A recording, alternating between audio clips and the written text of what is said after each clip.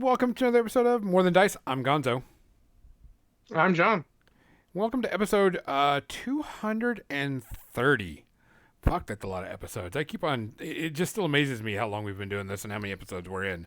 And I did go and check our SoundCloud because we have a bunch of other podcasts that are underneath us, and I started doing a Warcaster podcast with a friend of mine, and started putting that out. And we have over 550 episodes on our SoundCloud. Because we also have all of your Adventures of Sewer Bear. And Mediocre Trouble in the Big Easy. And Three Gnomes and a Half Giant, which just finished up. And you have the last episodes of. Yep, and we'll be posting those this week. So I was like, holy crap, there's a lot of stuff on there. For people that are listening and you're not able to get this on Muse and you're doing through our SoundCloud or our RSS feed by itself, we appreciate it. Muse is still down. I talked to them this week. They are trying to get their site back up. They're having someone else do their RSS, podcast feed thing. So they're going to be doing that. They're just getting things done. So going to be a little bit longer than normal, which is okay. As long as they get it secure, I'm okay with it. Let's go and get through the business. Guys, we appreciate you listening and watching. We want to thank Parabellum War Games for giving us that awesome little code. If you're interested in Conquest, Last Argument of Kings, or The First Blood, go check them out. Got really cool miniatures, super big miniatures. And if you like, orcs riding dinosaurs, they're the shit. Who doesn't? Yeah. And they're actually going to be running 2 tournaments at Warfare Weekend. And today I'm going to be working on one of the trophies for Warfare Weekend for Conquest. We did talk about Muse on Minis. We want to appreciate and we tell them thanks. Once they get their RSS feeds and everything figured out and stuff, we'll be putting stuff back on there. But for the most time, you just find us on SoundCloud or pretty much Spotify, everywhere. We everywhere type thing. We want to talk about Mini Masterworks. Make sure you go check out John and go send him his money. I mean, he does Vallejo paints also. Got the cool mini shaker, paint shaker, and a lot of cool things that are needed. So go check him out. We want to thank Turbo Dork. We will be doing a giveaway for Turbo Dork. I should have put that... You need to start it again. You started it to make sure it worked, then you canceled it. Yeah, I got to start that up again. So we'll start that up because there will be a new giveaway for that. So we'll get that going pretty quickly. Like, giveaway starting now. And you can go and give that for a $50 gift certificate to Turbo Dork. And they will also be at Warfare Weekend, which we appreciate because always having a good metallic vendor and color shift vendor there.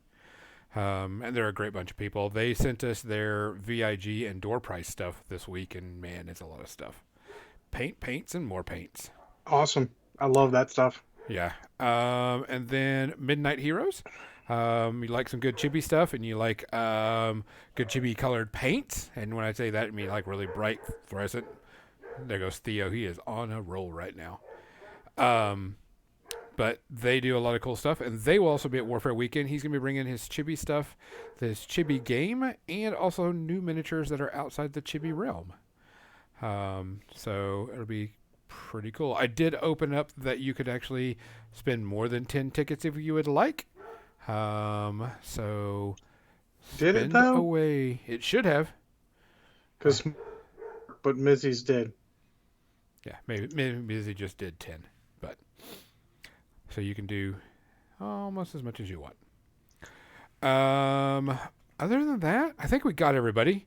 It has been a really wild week. Also, guys, if you want to help us out anymore, don't forget we do have a Patreon that you can subscribe to, where you can get some stuff free and get things a little bit early. All that good stuff. Of course, we always take donations, which are great. Helps us pay the fees. And if you like doing the sticker party, go hog wild, plastering stickers all over our screen and making us look silly and stupid. We appreciate it. Nope. And there goes John Spencer slapping a boop sticker. Boop. Boop. And Kathy. There you go. Boop Yep. Kathy. Boop. So it'll be in a different place. It's all random. And if you're listening to us and not joining us on the party, come and join us. We have a lot of fun. We love to do a lot of cool stuff on here, but we appreciate you listening on any platform. Do we have any shout outs this week, John? Not that I saw come across my feed, but it is what it is. I didn't see any either. I was just like, didn't see anything. So our shout out this week is everybody working hard, doing things, getting stuff done, making sure that, everything's happening type stuff. So we appreciate you a lot more than you think. If you ever need anybody to hang out with, reach out to us on all of our platforms. We can hang out with you, play some games with you, do whatever. John's, of course, all into MechWarrior, so you can always find some good MechWarrior stuff there. I'm testing the raffle thing. It doesn't work for 50. It works for 20. Oh, maybe I don't remember what I set it for. Maybe I set it higher than 20. You didn't set it for 200, so. Yeah, I don't know. Other than that, I will be doing a little bit of streaming. I picked up a new game that I thought was going to be interesting called Grounded. And I'll be doing some streaming of that, hanging out, just to chill and hang out with people, have fun. So. Well, you may not have enough channel points for that. Yeah. That might be it. But 50 definitely, 200 definitely doesn't work. 50 definitely doesn't work because I tried 50, or I didn't try 50, but maybe I don't want to put more tickets in. I don't want to get the prize. Well, you're probably going to get the prize. I know. You were going to ask me what I'm drinking tonight. Yes. What are you drinking tonight? Well, in the preamble, I finished off a Cherry Coke and Evan Williams Cherry whiskey, which is good. So now, since they're like, okay, I have a Cherry Coke, I have Cherry Coke and Boom Boo Rum. So Boom Boom Rum. We'll see how this is. See how this tastes. I have Remy Martin, XO, cognac. So I mean, I've been nursing this lately. It's my first week that I can actually, because I'm not on any medication now. So here's to this, guys. Like I said, you need something, seek us out. We're here to help. Don't let anything go by without us knowing about it. Stay healthy, stay safe. We want to see you at the next convention, possibly HugCon 2023, and or Warfare Weekend, or wherever. Just be safe because we love you. Cheers. Cheers.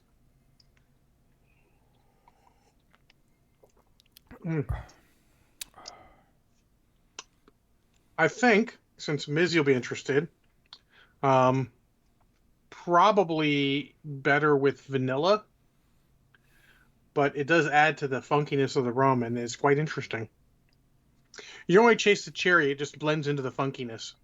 The funk. I mean, it's a funk. It's a funk. It's a funky rum. If We you know got rum, you know what I mean. It's pretty tasty. So, other than that, so today's episode we're going to talk about Malifaux. I know we kind of hit it on that a little bit, and John did. So demoing, and I was one of the things I do is I do everything. Wow, Xander is like wasting points now. No, that means you're on for the preamble next week. If you don't remind me, I don't remember. Oh, we'll remind you. Captain Missy's on it. I'm certain of that. That's why Captain Mizzy is the best. So I went around and I was looking at different conventions that are happening like now until Warfare Weekend, because just checking them out and seeing where it's going. And I can't remember which one it was, but there was a convention, and they had a huge Malifaux grouping. Like they had like 50 spots, and it was sold out. And I'm like, what? And I was like, it's you don't hear about Malifaux a lot. They're not in the news. No. They're not like. Well, they've always been sort of third tier game, let's say. Yeah, and it's just kind of lay there. And I was like, you know what? John's getting back into it a little bit more. He's buying a bunch of stuff. Let's do a Malifaux episode. I want to talk about it because Malifaux is a unique game into itself. It's the only game that uses a card system like Hmm. this. And it's got a very unique fluff world that's kind of different, kind of creepy. I would also dare say it has the better stories of all the games. And see, I don't know because I've never read any fluff. I just know it's kind of creepy, spooky, oogity boogity type stuff, type Well, thing. yeah. So I always describe Malifaux as steampunk gangs of New York meets Cthulhu. Yep. And the whole idea is that the human race found a portal to another dimension, Mm-hmm. the land of Malifaux, and they went there, of course, because they found that there are soul stones there that power all sorts of devices, and magic thrives there. So they went over and tried to take over, but there are, of course, natives who don't like that. What? Yeah. So there's No. your capsule review of the basics, and there's a lot of there's a lot of uh, backstory. It's one of the games where keeping the books is a good idea because there are good stories about the characters in there. And I'll be honest, most of the characters don't win a lot. There's a lot of shit going wrong for everyone, and a lot of machinations going on. Yeah, I mean, because so I went and started looking at Malifaux miniatures, and I had some, but I gave them to you because nothing was happening around here. They thought they were going to start up, and I only bought Death Marshals, and that was it because I just thought those were cool models. But nothing happened around our area, and so I went and looking at models. I'm like, oh, I can go pick up a core box set. That's usually what 7 models or so, roughly, give or take. Three, four, should be like six, So yeah, 6 maybe. Yeah, six, because it's be the 6. master, their henchmen, their totem, and then three of a particular minion. Which was not a bad price. I think I got mine for like $35. So uh, I think that's an older one, but the newer one, oh yeah, you said it was Sonya Crid, so it's definitely the older one if she's got the sword. Yeah, The newer ones might be a little more expensive, but that's just yeah. because There was like some. inflation. Yeah, 45, I think it is. 45 to 50, depending on which one it was. Yeah, some of them have bigger models in them. Yeah, and so it wasn't that bad.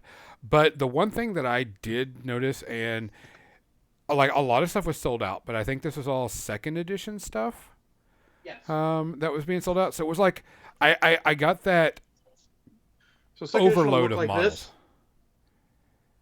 and then the price will depend on how many models are in it. Yeah.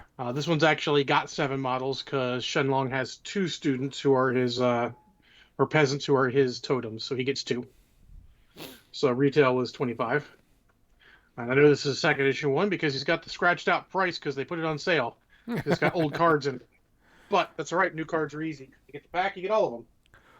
Or you could do and download the free app.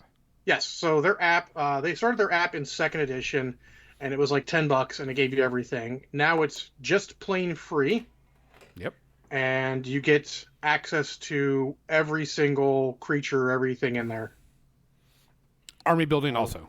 yeah, army Correct. building, rules, everything. Rules, even, not just, you know, cards for models and all. Rules, games, and even updates news on there. So it is a great app. So I like that. It makes the game so much easier to play because literally you can go, let me just see I'm worried about it.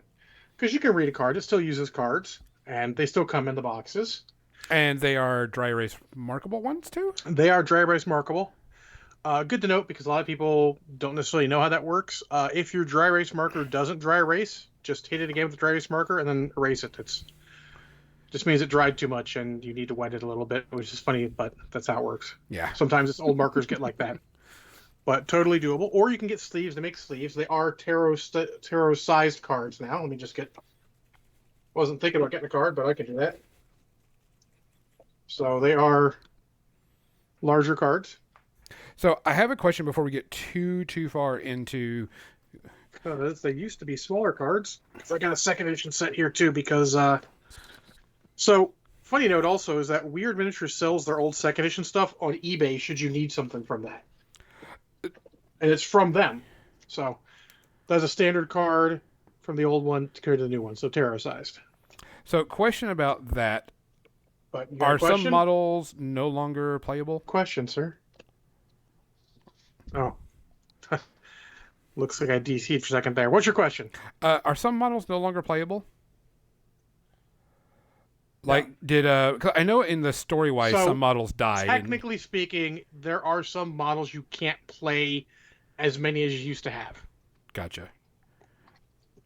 Example, I apparently owned a couple too many Tanuki. And by a couple too many means I bought the box of three because they're little fucking Tanuki. They were awesome. And then they had a second box come out with an alternate pose in the box, so that made four. So I bought the box of four, so I had seven. I was never going to use seven, but now they've made it so all the minions are basically, we'll call it rare three. You can only have three of them. Gotcha. Not all of them. Most of them are three. Some are two. They try to sell give you them in the amount you can get though. So, example, Ashigaru are three. You get three in the box.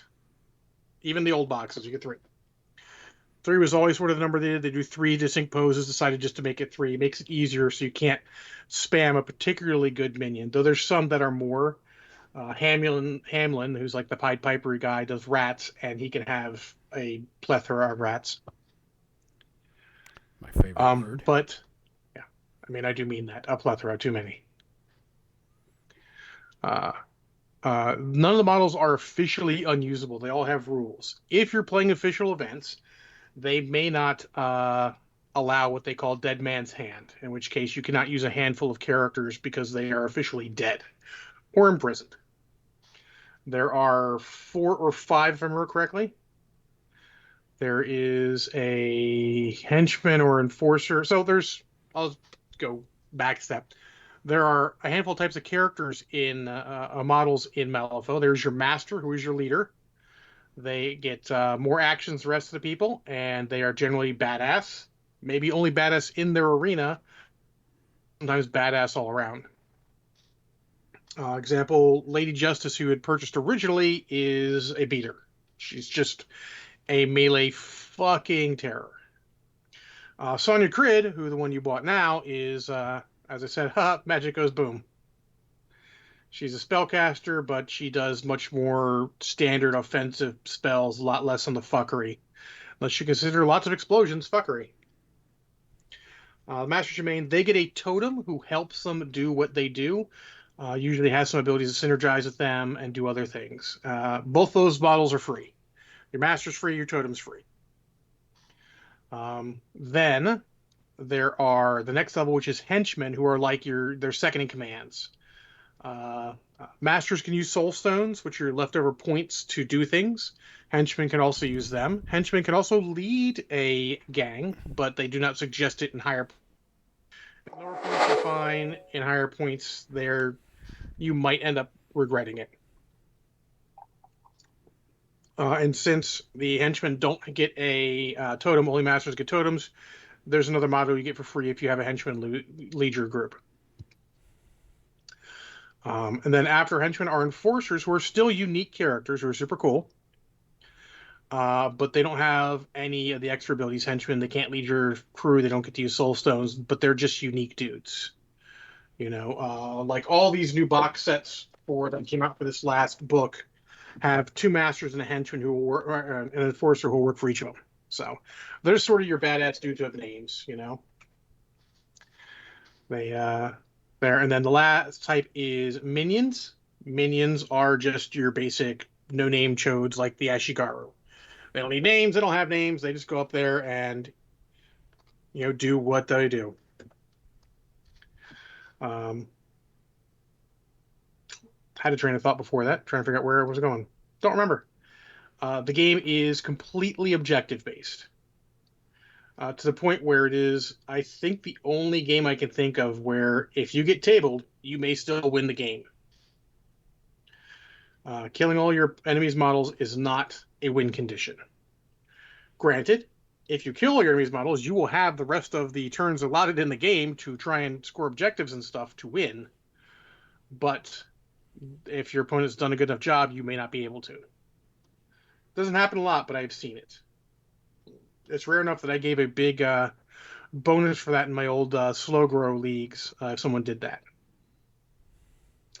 The objectives are you always have a strategy that you guys share. Both teams are doing the same strategy. Then a pool of schemes. There'll be five of them that you get to pick, and that your opponent will share that also, but you get to pick and choose out of. You won't have them all. So if there are five there. You will choose two of them that you wish to do, and you'll choose them in secret. Necessarily know exactly what you're doing. They have an idea, but um, they won't know exactly what you're looking for, and you reveal them as they come up and score points for that. They always have if you've done this, flip it, reveal it, and score X. Then at the end of the game, if you've done this, score Y. And the strategies are turn by turn, usually escalating. You know, if you've killed a model, you score. Next turn, you have to kill two models. Next turn, you got to kill three models, and so forth. So they are interesting. Also interesting because the first turn of the game you can't score, so you get a turn to set up or murder in the case of some of the games I've seen. But it is very cool if you like objective play. If you want the old, I just want to beat people up, this is not going to be your game. There are some objectives that are beat people up, but they're not going to come up every time. And the game has been forced towards or pushed towards a interactive. You're going to interact with your opponent. You're going to fight each other over trying to do your schemes and strategies. Because the first edition was occasionally non-interactive, and it was stupid. Like there were times you had great games. There were times like, wow, you guys didn't interactive at all. It was fucking silly, but they come a long way from that. Well, I mean, Let's games go through changes. I mean, that's if a game doesn't change, then it's Yeah, but you can see if you look at the first edition to the second edition to the third edition that they're currently on, and three editions in 13 years is not terrible. no, not compared to some other games. No, especially when you have a game that comes out and is a little. I mean, it obviously needs a revision. I mean, because it did. Because it came out in 2009. But yeah, it is. Most says is tabled and still won through objectives. It is a very strategic game. Um, Um, it's also one of the few where you don't just build a list and play that. The way it happens is you will come to the table with your opponent. You will declare a faction, and then you will flip your schemes and strats. You'll get your strategy and you'll get your schemes, the pool, and you and your opponent will declare masters. Master. And then, after knowing all of this information between the two of you, you will go make your force and play. So it's interesting like that. It makes it a harder tournament game, but much more interesting in a casual setting. well, Most of the it's tournament. not a bad tournament scene. It's just that you're not going to be playing against the fact you're not going to be playing against. Oh, if these guys are playing, guild, I know exactly what he's going to play because they only play this thing. Absolutely, guys. Have you thought of using the contrast instead? I was trying with this first because it's got a really good dark, but yeah, it's not sticking very well. But I think it's also because of the paint. Yeah, I I mean, I'm think going to go over it with gold. well, the This is contrast might actually help. yeah. I was just kind of playing But around with this. anyways, but yeah. So there are still meta things, but there's not really so much. There's ones where like, oh, if you're doing X, Y, and Z, you can totally do this, and you get a medalist that way, but it's not really as big a thing. Mo says it's also a perk for yourself because some masters suck versus certain objectives, or used to be. No, it's still true. There are some objectives you don't want. Like if the main objective is kill people, and I'm playing Ten Thunders, who is like the Asian themed sort of yakuza type. I will totally bring Misaki, who is a murder machine and excels at murdering things, because she's going to help me fit my objective. But if it's not, and it's something where you need to be a little more shenanigan, I might not choose that. A lot of the tournaments will limit your pool of masters just to make it easier. Um, Honestly, it's the hardest thing to teach people because we're come into a store and just plan a list. Is we need to teach people to you teach people in the game to not do that, to actually do it the way it's meant. Um, Bill, who was our henchman up until he stopped because he's doing other stuff full time, doesn't have time for as many miniatures games. Uh, he just tried so hard to beat that into our brain, and he got really, I would say irate, but exasperated when I would show up with a list and go, I'm playing this. And he's like, but you need to figure out what you're playing. I'm like, nah, I don't. I'm just going to play this. I don't care. And he become more exasperated when I would win. But so there are some stuff that's good overall, but generally you do want, and even I would occasionally make some changes based on the scenarios and all. But I like that part of it. It's also a cunning sales pitch because you want more models. Because more models means when you come to play, you have more options. And one of the things it is done is sort of done. War Machine should have stolen. So in third edition, it was or second edition. You were a faction, you could take whatever you wanted, and then there were mercenary models and other factions. You could pay an extra point to take them. Third edition, it's all by keyword. So your master will have a keyword. You can take any model with that keyword, no matter the faction, at cost. And then any other models in your faction that are not versatile, which is basically like the catch-all, can play for anyone. Any other models that aren't versatile will cost you an extra point. So if you really want to bring something like this, totally fits my list and makes it work perfectly, you just pay a tax on it. And generally, the models are pointed such that it has to be a good synergy, or you like that model for it to be worth it. You can even bring a second master if you want, but you're paying an extra point unless they share a keyword, which would be really unlikely. And they're really expensive, but you could do it. I've done it. I've done it in one list. I had a list I called the Seven Samurai, and I brought a second master because I get 7 models and play. So that's there. It's a really interesting way of doing it with the keywords. So you actually have to look outside of your faction a little bit. It also limits the models down. So let's say you're going to play, I'm going to use Sonya Cred as the example, I guess. Actually, no, I can't. I don't know what her keyword is off the top of my head. Well, I'll use Misaki when I was talking about the Ten Thunders. Her keyword is Last Blossom. So any model that has the Last Blossom keyword, she can use at no extra charge. Even so, this box set, this guy in the middle is Jin, and he is technically an Explorer Society model. But he has the Last Blossom keyword, so she can take him at no extra charge, even though he's not in faction. There's a couple other models that are out of faction here or there for people. It's an interesting feature to the game. It gives you some limitations on what you need to take, because you can just play one master if you want to. Like, I only want to play, Misaki, so I'm just going to buy stuff that works for Misaki. It gives you I need all this stuff. No, you need Last Blossom models and then the versatile models from your faction, and then you have everything Misaki can play with easily. If you wish to expand, you can start expanding out into other models that you're, in your faction that you may help. Maybe you think your Misaki crew needs fucking Gatling guns, so you buy a samurai. The samurai have Gatling guns. Don't ask. It's weird. Yeah, it's weird. Exactly. Maybe you decide that's what it is. Then do it. You buy the models. You've got the pack of 3, and now just pay an extra point. You get it. Some models will have extra keywords.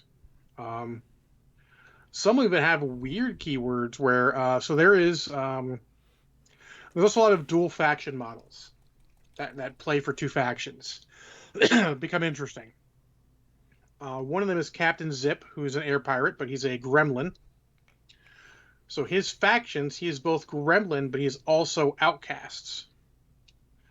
So you can play him in either, but regardless what faction you play him in, he can take infamous models, which is his keyword, for no extra cost. And then some models get double keywords, like so. There's a couple models that are in. There's a model, at least one model that's infamous and versatile, so that you know you can take him out of faction, in faction, whatever. A lot of really good models, and on models, I would say that they are. We always say, GW has the best models. They pretty much do. But if some of them's given a fucking run for their money, it's Malifaux. Malifaux has really cool poses, Mm-hmm. even though they do have tactical rocks, but they're not tactical rocks, like the whatchamacallits that are on caskets. That fits So them. So it's not that's really a not tactical rock. that's It's not a tactical rock. That casket's part of what they do. correct. It's tactical items, but not a tactical rock. Yeah, they'll have some stuff. It's always appropriate, not just a rock. Yes. In fact, some of the models have too little tactical bullshit and are hard to fit on their base sometimes. If there is a problem with their models, that they are occasionally way too fucking fiddly. Oh yeah. That has been like some people are like, "Oh, you've never put together Malifaux models before." Jan Lo's beard. He has a little Fu Manchu beard that's a separate part. And Legion says, what about masters with two keywords? Do you have a choice of keyword, or do you get both? No master has two keywords. Every master has. They might have a second keyword, but it's not a whole faction. They're very. Their actual 30 millimeter models are a little bit bigger than GW models, or a little differently big than GW models. Similar size though overall. It's not heroic 28 or anything. It's actual 30 mils. Much closer to a MCP scale, maybe just a touch below Marvel Crisis Protocol scale. English Ivan Double Agent. We know. English Ivan only has one faction. It's Explorer Society. I know that for a fact because his card's right here. He does not have two keywords. He has one, it looks like. So he'll have a second keyword, but there's not models for that. It's not like it's a you can choose two different things. I'll have to research him since he's brand new, but I don't think there's actually is. If it is, I think you get to choose both of them because it just has to share a keyword with your master. Yeah, he's. I'll take a look at that. He's. I don't think that both are keywords. I think only one is his keyword. I think the other one's something else. Yan Lo, for example, has both retainer and ancestor, where only one of those is actually technically a model. The other one, I think, is just another keyword that does other things because they use keywords for everything. Undead's a keyword that doesn't count. Giant Um, chickens. yeah, giant chicken would have chicken keyword. Maybe tasty keyword. Um, what about okay tables? What does it play on? What type of terrain? 'Cause I know Uh, that's very important to a lot of people nowadays. it's 3x3. Oh, I thought it was played on a 4x4. Nope, 3x3. And terrain wise, they give you full terrain rules in the book, and they are detailed, and you're going to want to read them because you define every piece of terrain. But it's all key. It seems weird, but it's with their keyword things. So, like, is it blocking terrain? Is it destructible? What's the height of it? All those things so you can know what to do with it. Because things will interact with terrain, and if it's not destructible, obviously you can't destroy it. So there's a whole section on that, and it seems intimidating the first time you read it, but when you just sit down and understand, you realize, oh, it just makes sense. Oh, here's a pool of lava. It's hazardous terrain. It may even be impairing terrain. You might have to, you might not get as much movement through it, but it's hazardous. It'll hurt you if you stay there. And hazardous doesn't always just hurt. Sometimes it's hazardous and gives you something else. Hazardous and gives you a condition or something because they use a lot of conditions to uh, to affect models. There's a bunch of standard ones: burning, poison, focus, distracted. There's a bunch of basic ones, and then a lot of characters, a lot of masters have their own shenanigans. The one thing of this game is it takes a little longer to get into because just about every master has their own version of fuckery, and you need to learn it. Some model like Jacob Lynch gives out uh, what is it called? Brilliance markers, and models might get affected. When they attack, you might use a brilliance marker off an enemy model to boost your attack or boost your damage or something. But those are all self-contained on the cards. It has it. Because honestly, if the master's not there, you may not need it. Or sometimes it only matters for that one thing. Uh, Poison markers, a lot of the poison and burning and stuff do their own thing, but then other models might affect that. For example, their brewmaster, who's the gremlin, who obviously makes alcohol, works a lot with poison counters, and if he is a one, I think, where you take all your poison damage right now, and then your poison goes down by one.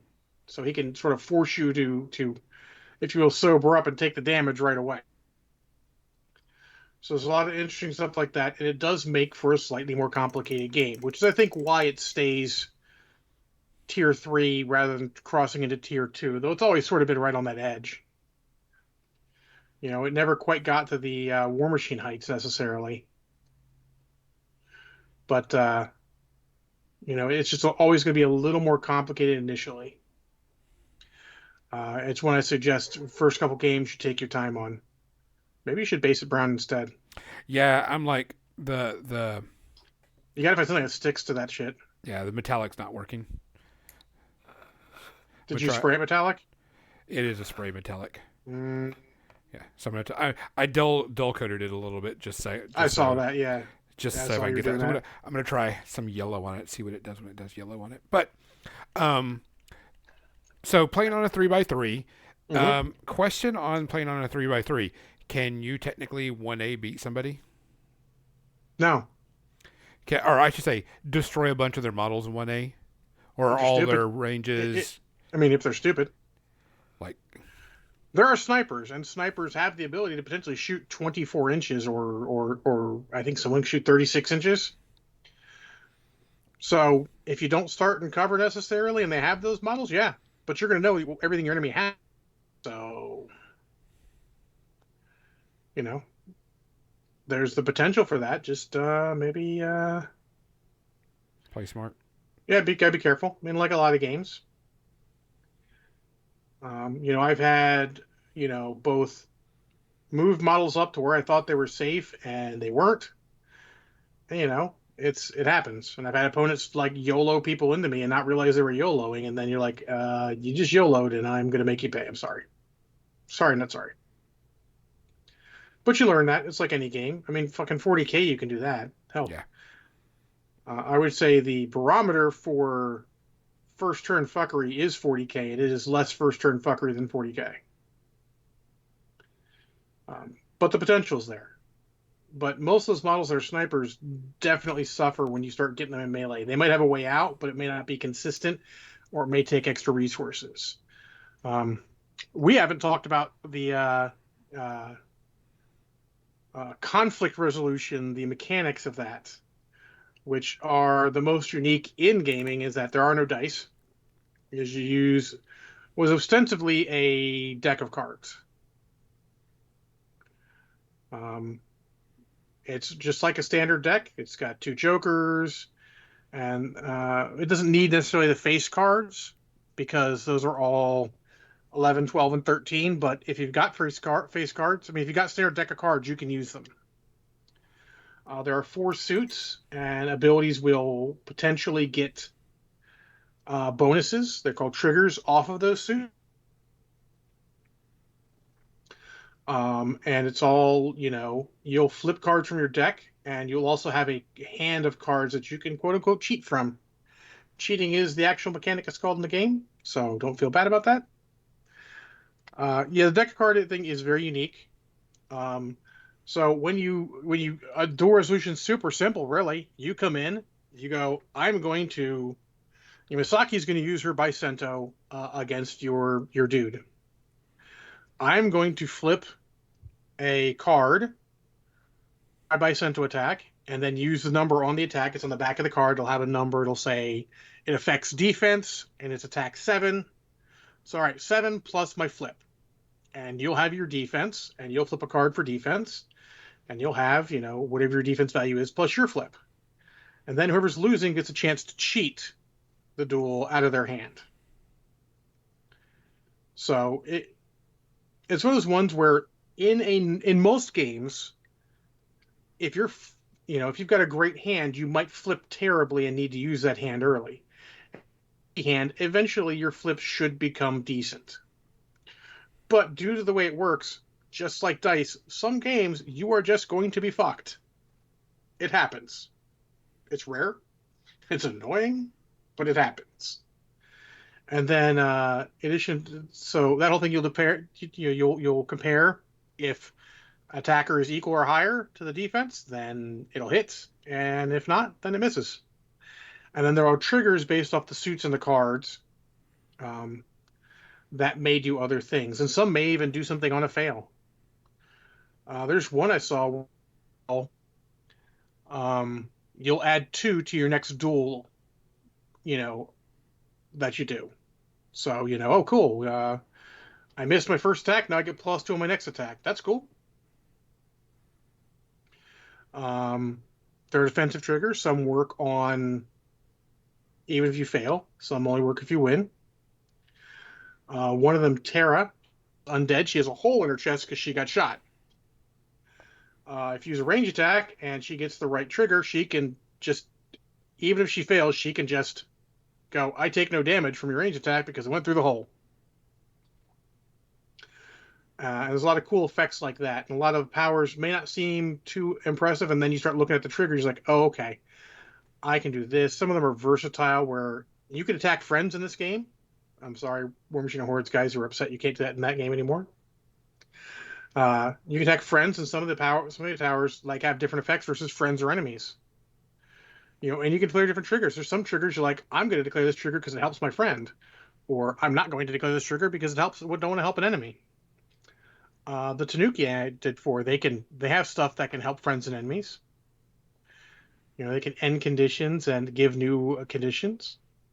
If you're attacking an enemy, you're like, I'm going to end your fast condition so you're not fast anymore. And then I got the trigger, I'm going to give you poison.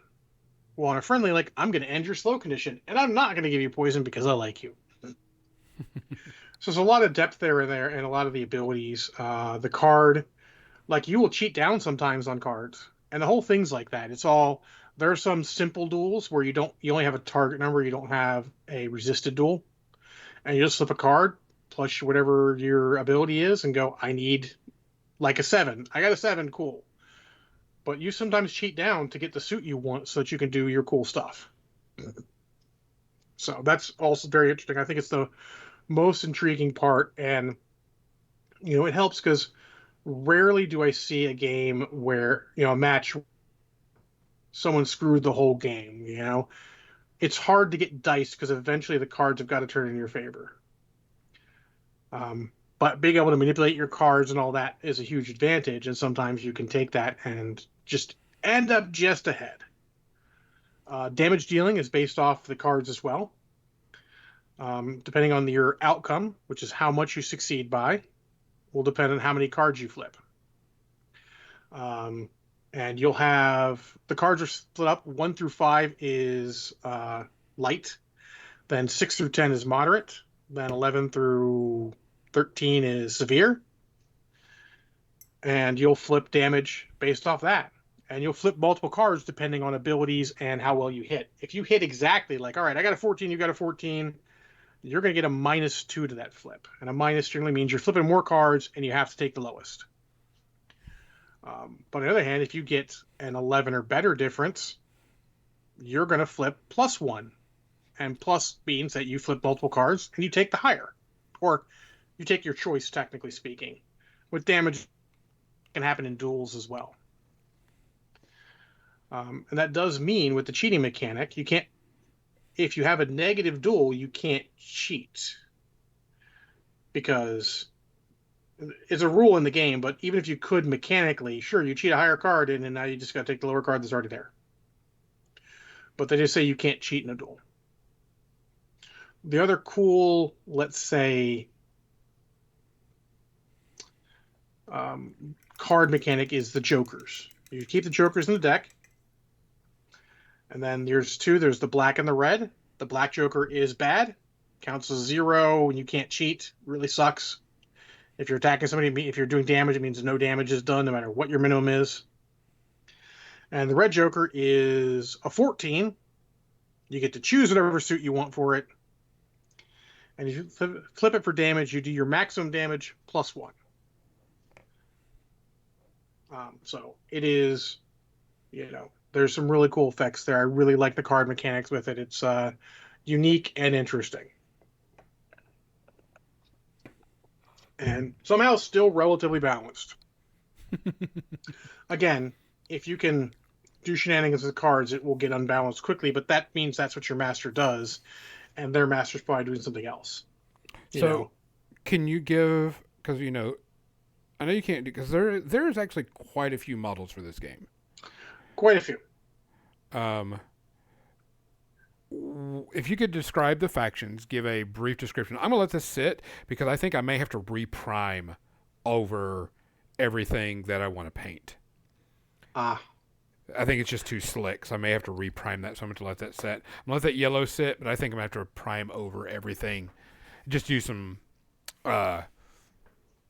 whatchamacallit, brush-on primer on it. And get it done. I can give a basic capsule of most of the factions. There's, I guess, one I don't really know because they're really new and I haven't really checked what they're about. Hasn't been pertinent yet. But so the Guild, which is the one you've chosen from twice now. Yep. I just like the style of them. They're the man. They're fucking terrible. They're the average robber baron sort, just making money off the common man. Yes. They're the law, like, for example, Sonia Crit is in charge of hunting down mages.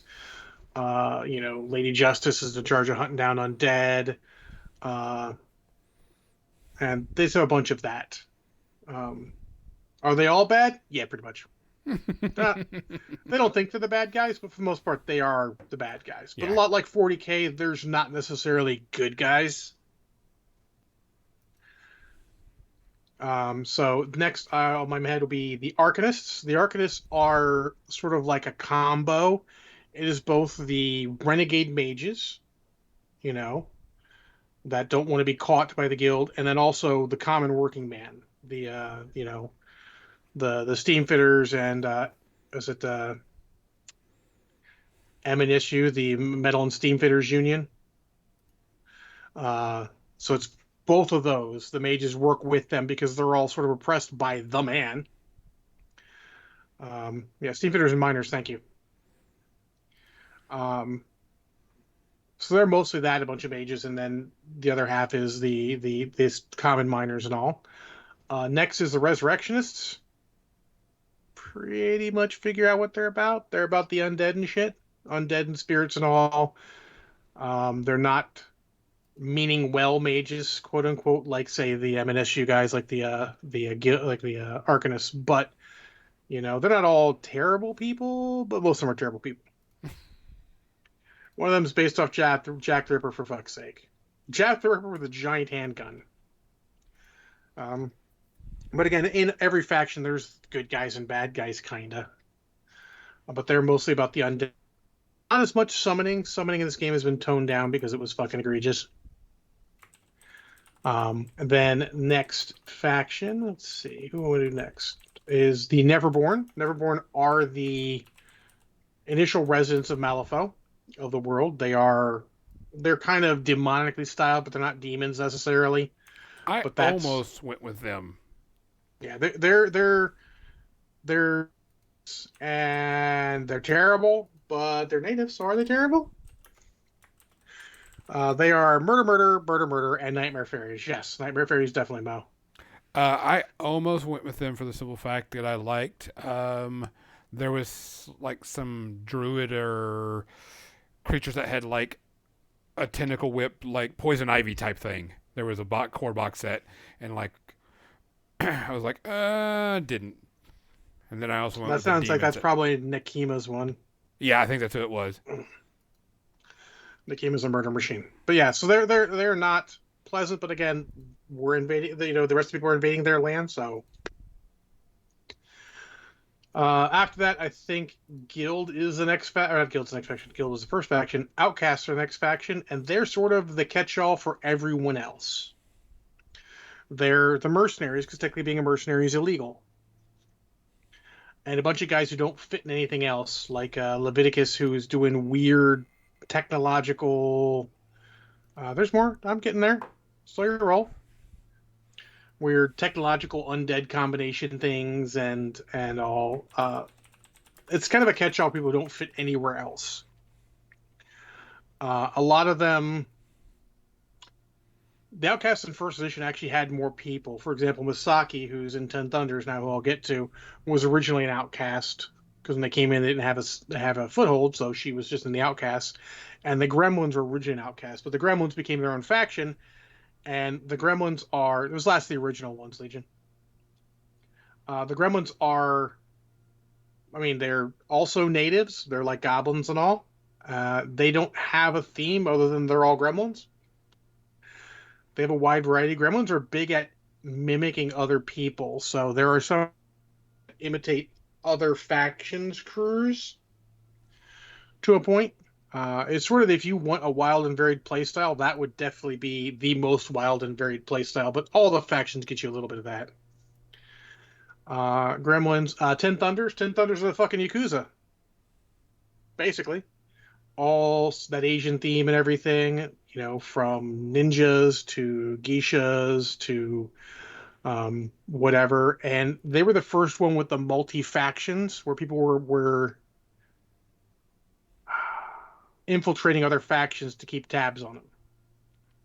For example, Mei Feng is Arcanist's and Ten Thunders. She is technically working for the Ten Thunders, but she's infiltrating the Arcanists to, keep the rail workers. She's in charge of the rail workers in the foundry. So that's sort of her thing. And they're all like that. They're all people in there. And some of them have been kicked out through the various editions. Some of the dual faction models have been found out and booted. McMorning, who is sort of like the Mad Doctor, used to be like the coroner, but the guild figured him out, so they booted him. Let's see. I believe. Oh, then the new faction is the Explorers Guild, who I don't know much about. They're pretty brand new. They're new to this edition, and I've not read their book. My buddy Dave would know about. But it looks like they have a bunch of some dual faction guys and spies and such. Because most of the ones, English Ivan, who Legionnaires mentioned, is absolutely a spy. That is his thing, because he is neither English, and you're pretty sure his name ain't Ivan. And then, like Cornelius Base is a Badlands sheriff. He's Explorers Society and Guild, so he's working in the Badlands as a sheriff for the Guild, but he's got multiple loyalties, let's say. So, some interesting stuff, but I haven't read a lot about him. But all the factions have at least 5 masters, probably more, and then the most recent book called Malifaux Burns and the storyline, The Burning Man, got released and changed a lot of the masters. So now you have 2 versions, sort of like an epic version for the War Machine people out there. But you can choose either one. One's not necessarily better; they're just different. For example, in this box here that I have is Misaki and English Ivan. I don't know how English Ivan has changed, but Misaki went from being a murder machine to sort of in the shadows Oyabun type. So a lot of depth there. They try to keep their releases from being extravagant. They've done a lot of combining boxes recently. So yeah, you're paying a little more money. The price point's a little more, but you're getting everything you need. So like you'll have the core box like you bought, and they'll have eventually a supplement box where, oh, you're playing whatever Sonic Crit's keyword is. Here's a box with the stuff you need, which would probably be Witchling handlers and then some other minion in there. Um, that's just to keep the SKUs down, which apparently is now the big thing, and I don't blame them. Uh, so, yeah, that's pretty much an overview. And right, pretty much on time. So if someone was going to buy into this and get an army started, what should they do? And how much are they thinking about? How much should they be thinking about spending? Well, you download the app. Hmm. The rulebook is not required, but if you do, the rulebook's only like $20 or something like that, so it's cheap. But all the rules are here. It's easy to read them on the rulebook. How much are you looking to spend? Well, you're going to get the core box for your whatever master you choose to play for about $45. Retail, of course. Hmm. And assuming Oops! your faction has the oh, what are you doing? I accidentally hit the button. Assuming your faction has like a support box, there's two sorts of support boxes they're going for now. They're doing a keyword box. I'm just going to go here to Outcast real quick.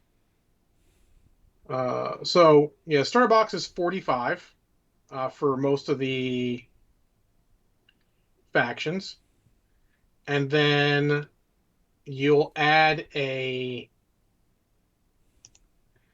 you can add a keyword box that is between 25 and 40 depending on what's in it. So for example, here's the Von Shilkor box is 55. It's a little more because you get a couple more models. I think they're a little bigger. And then he's got a backup box that's $40. So you're at 95. And that'll get you enough to play with initially. And then there's also another box that's 35 for him. So like upgrade 1, upgrade 2 kind of thing. So if you bought all the Von Schill stuff just off the bat, you're looking at 130. So overall, you're looking at $160 because you'll want to buy the rule book. You want to buy a deck of fake cards because it's easier than trying to use an actual deck of cards. They look cooler too. And yeah, and that'll get you everything you need for like Von Schill, and he's more normal priced. So when you say And then if you wanted keyword, up, yeah, keyword. So like his is Frycore. so you'll try Frycore to is find his keyword. another something else that's got that keyword. Yeah, so he's got the core box, which has him, his totem, a henchman, and 3 minions. And then you'd follow it up with the auxiliary forces, which has 2 more groups of minions, a 3 and a 2. His, I think they're called trappers now, or trackers. They're snipers, basically. And then the Flammenwerfers. They have a different name now, but they basically have flamethrowers. And then there's another one that's called Cunning at Technology, which is 2 engineers and Lazarus, who's a big construct with a grenade launcher with a bayonet, because who doesn't want a grenade launcher with a bayonet? And then if you wanted to up it again after that, you could choose the what they starter box, which I believe even comes with a deck in it. It's got a deck, a measuring tool, and then has 4 outcast models, a 2 minions, an enforcer, and a henchman. So even with that, because that means you don't have to get the deck anymore. So with the rule book and that, you're looking at what under 200, just about 200. Which is really good. I mean, that's Yeah, one thing I will say. Like I said, I've never been able to play it. The demo I got was horrible, so I pushed it off. But it's a very cheap game to get into comparatively. yeah. And then every once in a while, every 2 years or so, maybe they'll put out a book that's like wow, it's $25. So like this is the most recent book, has story and then all the new cards, like all the new people what they have. Their cards are listed in the book, so you can see exactly what they do. Yeah, so And you then you buy a core box, then you buy an expansion box. yep, and that'll start you off. At that point, you can play probably 35, maybe 50 if you put everything in. And is that a standard point value? Because when you go 35 to or a 50. tournament, they tell you how many points you're going to spend. They always go higher 50, but 35 to 50 is the ones they generally suggest.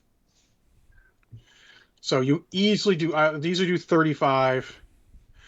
Name of the app is probably the Malifaux M3 Crew Builder. I Yeah, think it's it's just M3 Crew Malifaux. Builder. Yeah, it might be under Malifaux. M3E is Yep, what it's abbreviated. I downloaded it because I was curious about what it was like, and free. yeah, that's the thing now. If you're not doing a free app for a game or an army, it's You don't have to do free. They paid their first app was $10. I'm like, correct. I'll take 10, sure, whatever, $10. But it's free. You'll want the rule book in addition because it is much easier to reference. But the app is updated like so they errata cards yearly, and they'll make them available. Wargame Vault has like Card Vault something as part of it. You can buy specific cards for anything that's been errated there at a reasonable price. And if it's popular enough, they'll put out a pack with the all the errata cards and then the what we call the gaining grounds. So the scenarios are in the book. The core rulebook has all the strategies and schemes. Every year they update them based on what's come out to make sure they. And people may have broken something, so they fix it. Those are called gaining grounds, and they have one yearly. What you mean? Players can break stuff Yes, like we always do. yes. So there's there. It's a really good game. It's still on my list of one of the best out of the box. The only downside is there's no box. It's not like MCP where you go, here's a box, you can play with this. Is to get there, but once you get the rule book and all that stuff, like literally, you probably don't even need to go to that. You could buy one of the crew boxes and then the starter box for your faction if they have one, because a couple don't have them yet. For example, like so you could buy Von Schill and the Outcast crew box or Outcast starter box and the rule book. It's $120. You can probably play 35-point games easily then, and then go from there. And with the way the models work, you have an easy set path for what you want. Because there's still some single models you may want to get. There's one when I send Captain Missy her box she'll want to buy. She'll want to buy Archie, but she'd want to buy Archie anyways. And the box I'm sending you comes with a pirate hat for Archie because it's a pirate theme. Might as well. So yeah, I mean, I think it's a good game. One of the best out of the box. Plays very good. Plays reasonably clean. Pre-measure. What about activation? Is it alternate activation? Alternate activations. I can't remember if you said that or not. Yeah, I did not. No. Which is It's the new right way to go. yeah. If your game's not alternating activations, You better good have luck. you got to have something that goes along with it to make sure that the reason why you're not doing alternate activations. And yes, 40K could not be alternating activations. It would require a whole new game. Yeah, That was called Epic Armageddon. It was fucking awesome. I don't know why GW canceled it, fuckers. So, if you have any questions on Malifaux, hit me up. Happy to answer them. I'm not the super expert I was at one point when Not Brushhead Dave and I were playing every Friday, but we'll get back there. Probably close the raffle. Oh yeah, let's go ahead and close that raffle. Anybody else? Give you like 1 minute to put in your tickets so you can get a TurboDork gift certificate, $50. Give them the last one of those out. It's our last one. I was originally going to do reach into my sack and pull out a prize, but we'll do that next week. Okay. And give this away. So we'll give about another minute. I do like I said, I wish I had had somebody like you to demo the game for me so I could get a real true experience of it, because the guy that did it was just bad. Which is weird because the two-player. So I have the old two-player starter set. I have the models. I was going to paint them up. I was going to apply to be a henchman when Bill was stepping down, but third edition came out and shit happened, and there you go. But I still have that, and we use that occasionally because it's two small forces for people to get used to how to play the game a little bit. And remember, if you're teaching people, look at that. We talked about this last week. Get a small set. You don't have to start them off with like the full fucking, everything. Full fuckery is not first game. No, I think Not full fuckery first game. a core box is a good start to Core, teach. yeah, core box versus core box would be great. Yeah. This is actually even a level below that because it's like a core box minus the master and totem. Yeah. Nope, those out. Here we go. It's just a Four dude. models and four models. It's a good way to learn. You can learn a little bit of objectives and all that.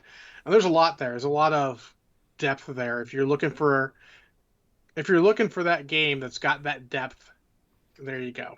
If you're looking for one where you can tweak your list building constantly, like a 40k, that's not going to work because of the way it plays. But it is what it is. All right, I am closing it out. Here goes to close the entries. All right, drum roll, please, John.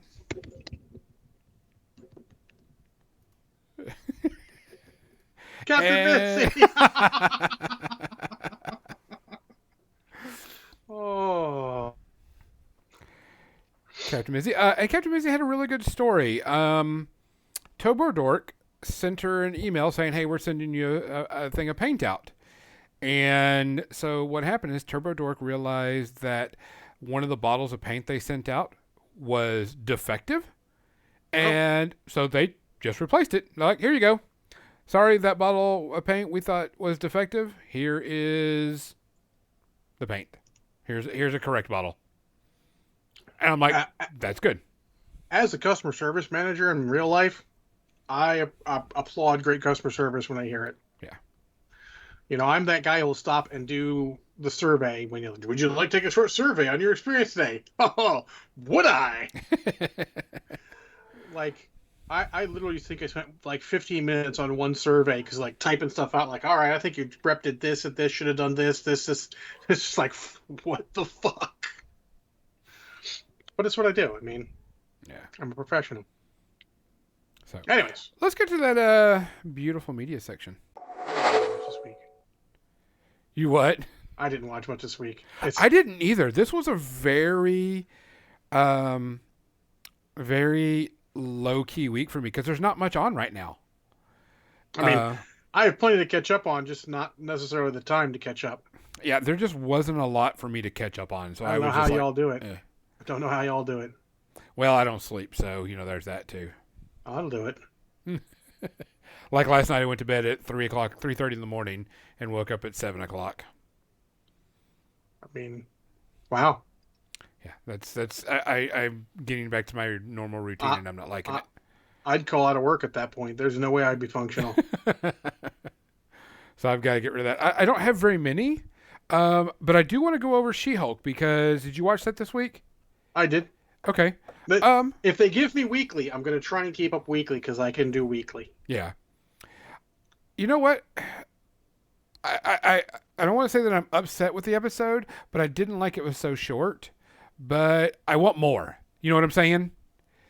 Yeah. I want more from the show. I want give me more. Give me more. The thing is, though, I felt like it told a chapter. Correct. I was just wanting more. Well, they're doing more episodes now. They're not doing like 6 episodes. It's 9 or 10 or whatever it's going to be. So I don't mind if they're a little shorter if they're going to. Because honestly, conversely, the big thing stopping me from getting to be able to catch up on Stranger Things is every episode's more than a fucking hour. Yeah, like hour and a half on some of them. Yeah, I can't. Like that's a time investment. Yeah. And it's not like it came out weekly and keep up with it. Suddenly it was just like, blah, Stranger Things. And I'm like, the fuck? Give me weekly. I can try and keep up with weekly. As long as life doesn't go crazy, I can keep up with it. And that's my goal. But when you don't, that's why I don't like things that just vomit the whole series. I'm like, now it feels like I'm behind. Yeah. But no, I liked it. I like that they keep getting the actors back. I love the actress playing She-Hulk. She's great. Yep. All the cast has been good. It's a right combination of quirky but real. I could see someone going to their new boss and going, here's the best bathroom to poop in. And I'm like, yeah, I could see someone saying that. Absolutely. I thought it was good too. I didn't have any issues with it, but I mean, it was just weird being short is what it was. I was like, oh man, I wanted more, but it wasn't bad. It was I would rather them make it the exact length it needs to be rather than filler. Yeah. So, I mean, I enjoyed it. At some point, it's respect from Disney. hey, we know you guys are busy. Here's just enough for that chapter. So, So, I mean, but yeah, I had fun with it. I thought it was good. I know that, um, what is it? They did release who's going to be in the new, what's that evil Avengers group? I can't remember the name of it. the Thunderbolts. Thunderbolts. I don't know. I've never read the comics. So I'm just, So tangent time since we don't have a lot of things. The yeah. original Thunderbolts comic was fucking amazing. Like it wasn't necessarily the best, but like when the reveal came in, it was so good. And they revealed first issue, and you're like, holy shit.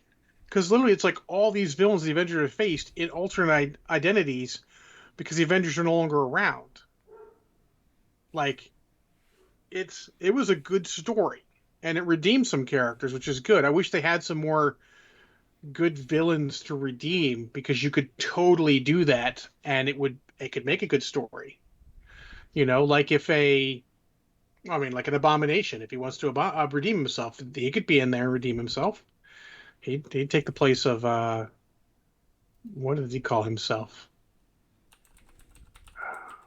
Something glowy, but not Goliath, because Goliath's the other name for that guy. I forget what he calls himself.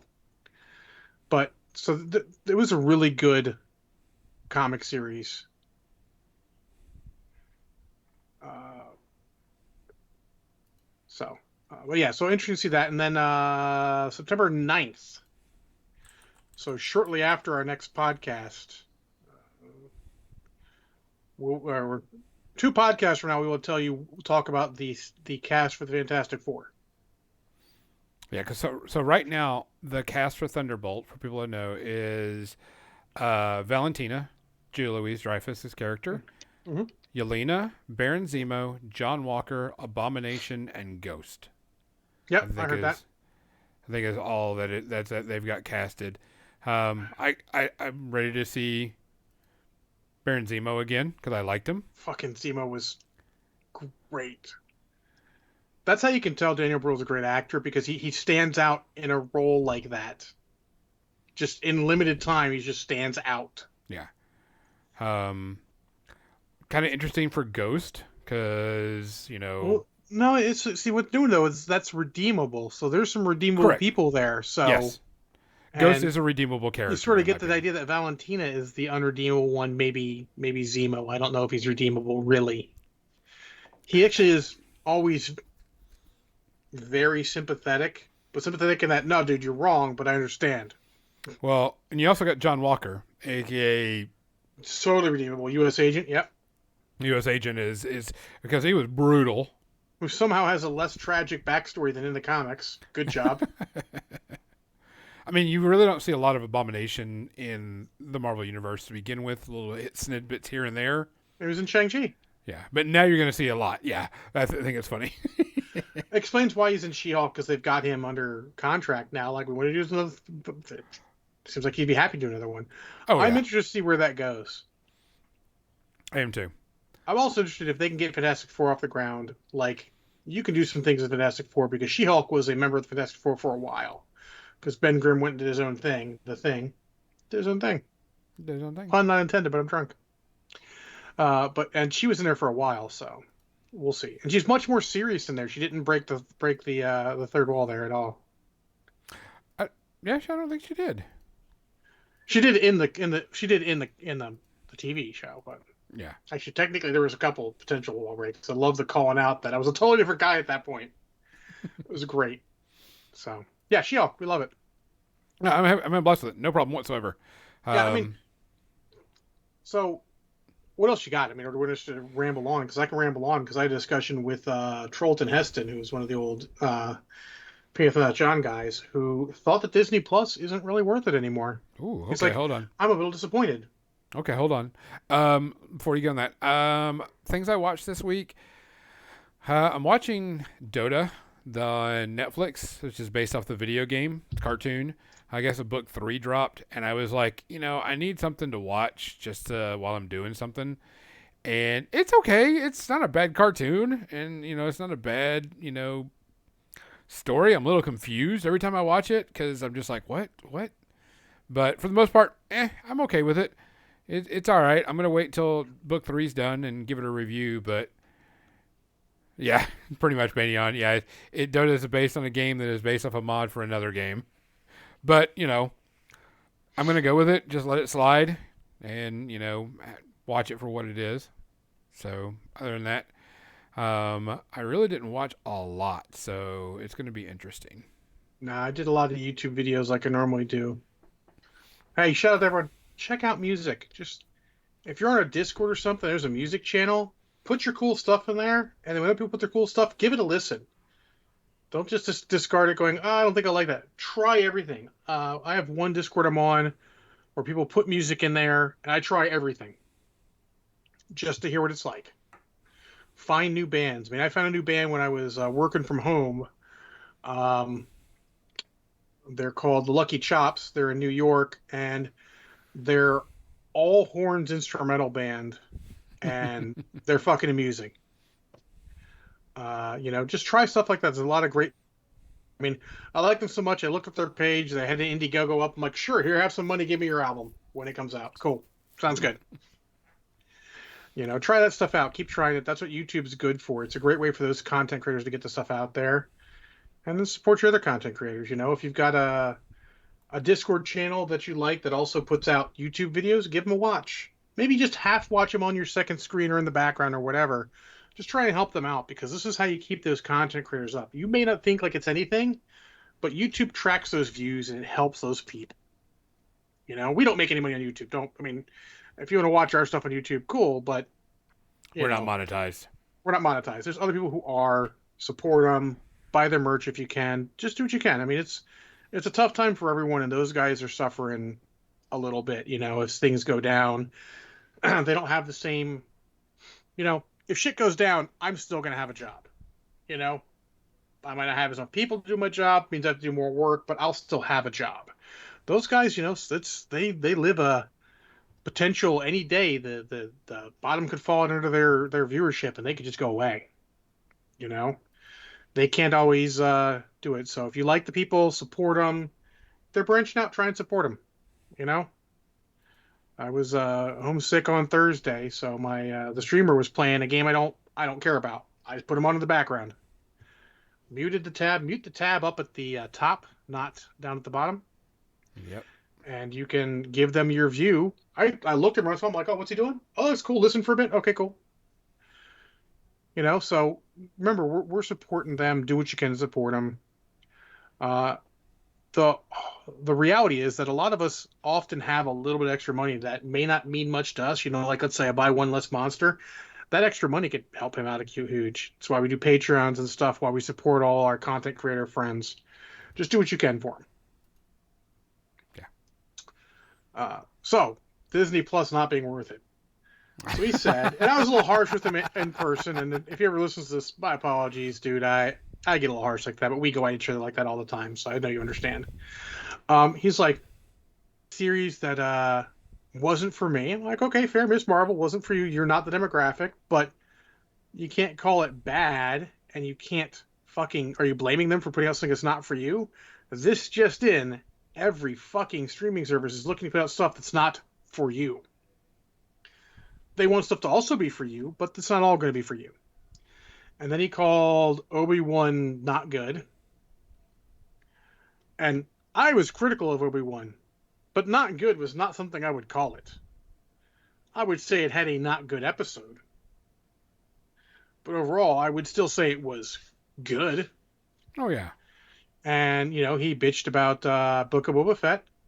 And I told him straight up, remember, so if Disney Plus is not looking good and you haven't liked Obi-Wan, you didn't like Book of Boba Fett, I'm here for a harsh realization that maybe you need to hear. You might not be a Star Wars fan.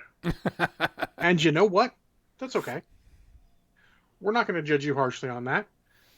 Maybe, yeah, he's like, I've rewatched all the original movies, and I think maybe they're overrated. Maybe they are. Maybe they're not for you. And it's okay. There's a bunch of media out there. Find something that's for you.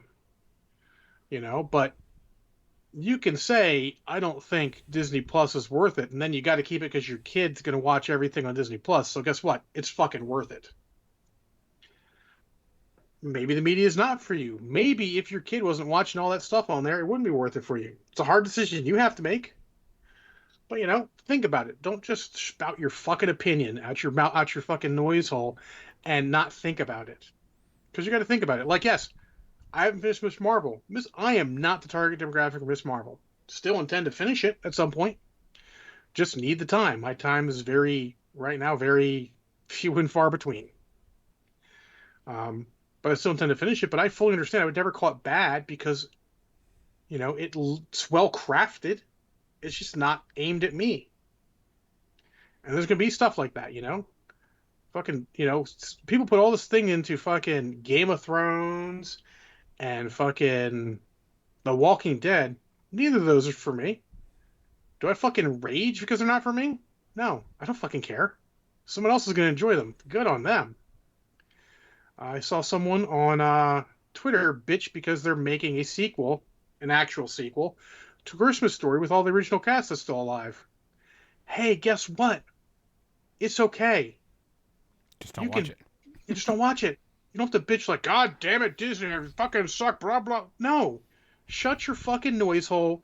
Let someone else enjoy it and get out there. And yes, I know it's your fucking Twitch, your fucking Twitter, but people don't want to see you fucking bitch about stuff like that. That's why I don't. I get halfway through posts and go, you know what? This isn't adding anything to the conversation. It's just me bitching. Get out of here. I have an outlet for that. This is the outlet for that. You know, it's. I love that they're doing that. Am I going to watch it? Probably not. But someone out there is going to enjoy it. And you know what? That's fine. The Cinema Wins channel on YouTube actually said something during their current one, which is everything great about Captain Marvel, which is a little long, but he has a point to it. He says that every movie made is probably someone's favorite movie. And it's okay. Like, if someone out there loves cats with all their heart, that's fine. That person's fucking nuts, but I'm glad they enjoyed something. It goes to the old thing of don't yuck on my yum. Exactly. Let people enjoy their shit. It's okay. What was it? Another one was PETA was out fucking protesting something, and someone came out with a fucking, meat meal in I front of them. saw that. Like, dude, Don't be a dick. don't be a dick. You maybe think you're funny, and people you may be backing you. No, you're the asshole. Yeah. Because they're protesting. That's their fucking right in America to protest. Just shake your head, wander off. It's okay. You're not making a point to them. You're basically just going, ha ha, look, I'm an asshole. Yeah. Don't do that. Wheaton's Law. Don't be a dick. Don't ever. It's hard sometimes. I understand. And sometimes you just gotta. There are levels where you need to. PETA's close to the level, but not. Save that for people who really deserve it. We need to be more, as gamers, we're more in touch with everyone because we want everyone to have a good time in our games and everything. I don't want to play a game if my opponent's not having fun. I've told not brush at Dave in games like, hey, if you're not having fun, we can stop. And I know there are points where I'm like, I'm not having fun. Good game. Count as a victory for whatever you want to count it as. Let's just go do something else. It's okay. To get to that point where we're adult enough to do that and understand it. And sometimes, if you're not having a lot of fun, but you're not like fucking raging, you just let the game go on. You know why? Your fun then should be watching that guy enjoy his turn. Yep. Maybe it's a challenge for you. Maybe you can just switch your mindset going, okay, I'm probably going to lose my ass off, but what can I do in the meantime? We all have to be more cognizant of that because the world's fucking on a knife edge as far as our fucking sanity, let's say. We're all on the edge of just fucking losing it. So we all got to be nicer, try to be less ragey when you can. I understand bullshit happens. Just try and calm, like, okay, that didn't work. Let me try something else. Just try and push through it. Keep your zen about you. Maybe help someone else have a good time. That's all about. You're not going to win every game. If you go into every game thinking you're going to win every game, you're going to be disappointed. Conversely, don't go into every game thinking you're going to lose a game. Go into a game looking to have a good time. All I care about, and all I should care about in a game, is enjoying myself. I love the games where I lose, but we had a fucking hoot the entire time. Like, sure, sometimes, dice don't go your way. RNG fucks you. It happens. Try not to let it bother you. I'm terrible at it sometimes. I'm, pot calling the kettle black right now, but we all got to work on that and make everything better. And I said I didn't have a rant, and here I am ranting. So there's that. Anything else we want to talk about? Any trailers come out or anything? There really hasn't been anything. I've been watching. I started watching this one episode. This one TV show, Demon. I can't remember. I sent it to somebody. A trailer, and it's done by the people that do Rick and Morty. Out. Yeah. I was just kind of curious about it. Little Demon, but it has Danny DeVito playing Satan, and I was like, okay. As the voice and stuff, and so it's not bad. There's only like 2 episodes out right now, but it's not my thing. I hope everyone enjoys it. So it's not been too bad. I'm enjoying it. Like I said, it's only 2 episodes, so just got to go with it. Fucking monitor's hot. And then Samaritan came out, the Stallone movie on superhero movie on Amazon Prime. Oh man, I might have to watch that then. I didn't get a chance to watch it because I cleaned instead. I think it was a poor choice, but hey. I put it on my queue. I just didn't. I couldn't remember when it came out, so I definitely gonna have to watch that, and we'll watch it. Yeah. Definitely watch it before next week. There's a lot of stuff out. I've been watching a lot of clips from stuff I watched. Makes me want to rewatch stuff. I told you earlier, I'm definitely fucking buying Top Gun Maverick when it comes out. I know I've got it, gonna have it on Paramount Plus, but I'm fucking buying a Blu-ray copy so I can show my mom again because that movie is it's just fucking great. Like, how you can have as ridiculous as a fucking third as and still just fucking nail your feels the whole time. Sandman's reportedly really good. Not really my thing, but I am glad it's doing well. Neil Gaiman's a great author and does a lot of interesting stuff, and I'm glad he is getting some proper recognition and had a good series made. Yeah, and I like the concept of what they're doing, where they're like, here's the series, and then here's some little add-on things. Yeah. It's fucking great. Which I understand the comic book. That's what they did in the comic book. They were like, here's the story. Oh, here's just something that happened during this time. Yeah, that's cool. I love it. Sounds great. So, I don't have anything. Like I said, this was a very dead week for me. Yeah, I mean, I'm trying to get more time to watch stuff, but when I get home, I'm so flustered. Sometimes I just want to play some video games and chill, watch some meaningless YouTube videos or, amusing YouTube videos and just enjoy myself. Yeah. And remember, whatever it takes to get you by. You can't be super productive every week. Just because you're not productive does not mean you're not doing okay. Just do what you can to do okay. And if you need to talk about it, fucking hit me up. I'm an emotional support human to many people and happy to help more people out if they need it. That's a stream, sir. I believe that is. I don't really see. Do you see maybe we can jump into? Let's see who is related to us. Who's that I'm following? No. There are people, but I don't see that is. We can just call it the night. Yeah, I don't see anyone. What do you? Wow. Twitch is strange. I don't know what hot tubs have to do with Twitch. I'm afraid to click on it. Yeah. Okay. Yeah.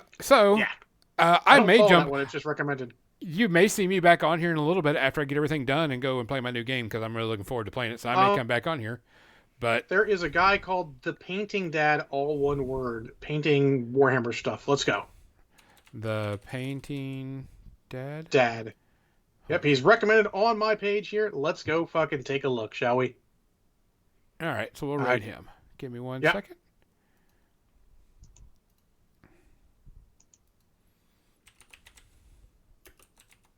I'm in commercials right now. Yeah, I saw what he was working on. Well, guys, we appreciate you really coming out. I Yep. mean, like I says, we do what we can, help what we can. You need anything, let us know. We're here. Yep. For More Than Dice, I'm Gonzo. I'm John. Good night. Let's go over and surprise this guy and raid them. Oh, yeah, that's good, actually. Hit that raid button. Let's freak him out. They'll be like, who the hell is this?